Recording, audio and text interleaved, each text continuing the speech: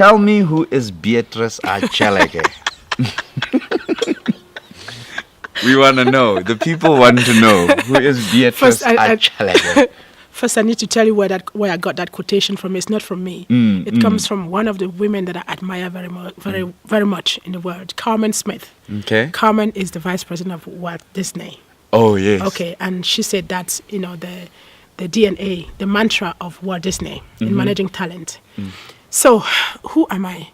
Beatrice is a woman who is full of imperfections. Yeah. She celebrates every one of her imperfections. She's that person that goes out and does it. She doesn't wait to be given the moment. She seizes the moment. She does it. She's that person that believes in herself and her visions, and she just, she's passionate about getting this moving. She's that person that is not afraid of falling. When she falls, she stands up. Sure. And she walks tall. And goes. Yeah. Above all, she's becoming that person that always wants to look at the other side of things. So when something happens, she asks the question, show me the other side. What is in there for me? And she cares less about what people say. Because she has found her middle, and she knows where she's going to, and she knows that not everyone should embrace her. She knows that criticism will always come, and that if someone criticizes you, it's a good thing. It shows you that you're active, that you're proactive, that you're doing something. So Beatrice is that person that like I say, perfection. She damns the right moment. She creates her own right moments, and she believes in impacting people using her own experience. Interesting. And what are your guiding principles? I have a few of them. I am because you are is one of them. Okay, I'm the person that I am because of the people that I attract in my life, because of having you here. You and I are having this interview, and this interview will impact people around the globe, hopefully. So one of my core principles is I am because you are. The second one is, if you change the way you look at things, the things you look at change. That one comes from Wayne Dyer, an American motivational speaker. There is also, it always seems impossible until it is done. And that one comes from Madiba. And on top of it, there is this one that says, sometimes it falls upon a generation to be great. You can be that generation. Yes. There are many of my guiding principles. One of them is also, don't wait to be perfect before you start. Falling, someone said, fail is first attempt in learning. So the principle for me is, if you never fail, you have never learned, or you missed the chance to learn. Sure. And I close with this principle that is also very important in my life, is as long as I believe that what I'm doing is the right thing to do, it's okay when people don't see. And it's right when people don't follow the vision. As long as I am clear with it, I move on with it. So those are just a few of my principles. And so who are the people who inspire you the most? The people that inspire me the most, my grandmother has always been a source of inspiration. I neglected my mom for a long time because I didn't grow up with her. It's not an excuse, but I'm beginning to see that my mom was a very inspiring person as well.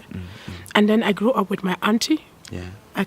We call her Auntie Bibi. Sure. She is a constant source of inspiration. And you speak about it in your book a lot. Yes. So she comes from that family perspective. That's the area, the people in the family that inspire me most. But there's one little girl who inspires me recently a whole lot. She bears my name.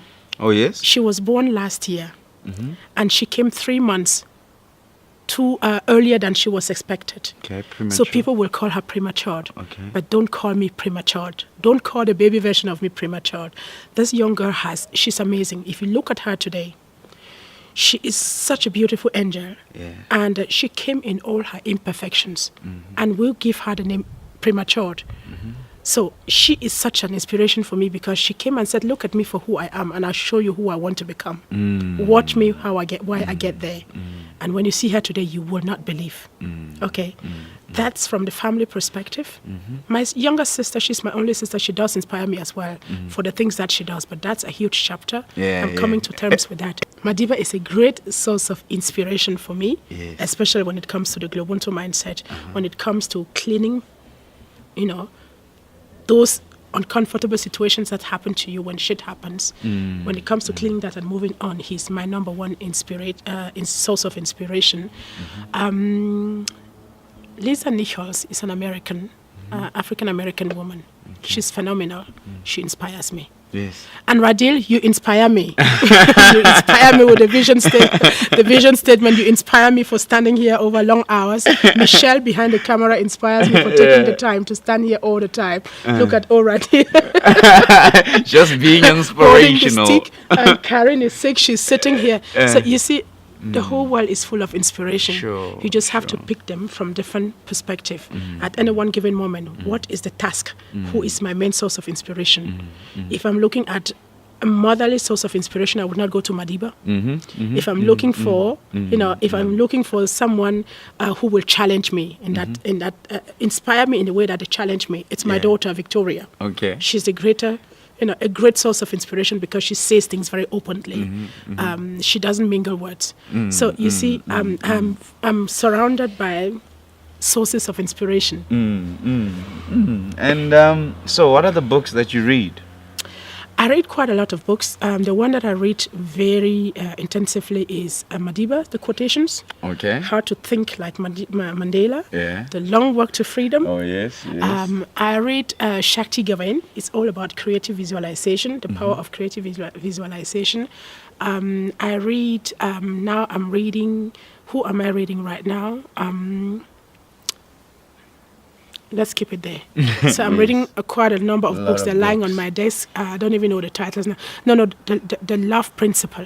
The Love Principle is one very interesting book that tells you how to tap into the power in you. So there are quite a lot of interesting books out there that you can read. Sure. When you read Follow Me to Africa, you see the list of the books that I read when I needed to go through that transformation. Sure. When you join the master class, you get a free ebook. When you join our master class, you get a free ebook. My favorite quotations, my favorite books, my favorite music, my favorite, favorite meal. It's all in the Ubuntu suitcase. Wonderful. Now, with such a busy life, diverse life, do you have time for your personal life? Yes, I do. My personal life is when I spend time with myself. Personal. When I read the books that I read. When I cook the food that I enjoy. Sure. When I get to choose the people that I hang out with. That's designing my personal life. Who is the one person in the world that you would like to meet and why? The one person in the world that I like to meet is me. It may sound arrogant, but I want to meet the next version of me. Sure. Because I believe that if I can meet myself, I can meet any other person. If I can meet myself, I can meet even the greatest person in the world, and I wouldn't take home what that person has for me. So meeting myself has been quite a challenge. Okay. I'm learning to meet myself. I met this version of me right now. I'm anxiously, curiously, excitedly looking forward to meeting the 2017 version of me. If today was your last day on this planet. Okay. So if today was your last day on this planet, yes. What is it that you would like to achieve before you leave?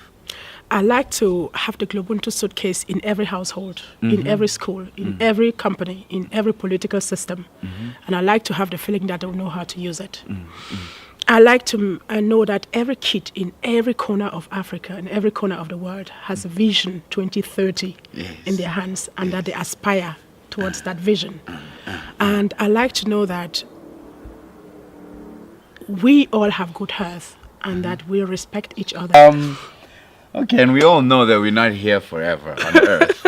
So what are the things you would like to see yourself having left on this planet when you leave? The Ubuntu mindset should become a concept. The Ubuntu mindset should become a concept that is Africa's gift to the world. It's a concept that that originated from Africa and is at home in the world. I like to hear everyone talk about that. Not just talking. I like to have the feeling that people are becoming happier by using this concept. Sure. Okay, and I like to just know that the world is becoming a better place. I don't want to philosophize. The world should become that place that Mandela envisioned to be. I buy into that vision, and I buy into the Vision 2030.